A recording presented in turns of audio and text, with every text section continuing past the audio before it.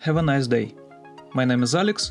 I'm gonna show you how to quickly and easily correct the skin tone in a photo. In this photo, the area of skin has a different tone, the color is very different. How to fix it? We create a new empty layer and change the blend mode to color. Then we select the brush tool and adjust the softness.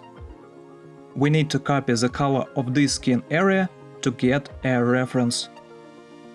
We press the Alt key and click on this color.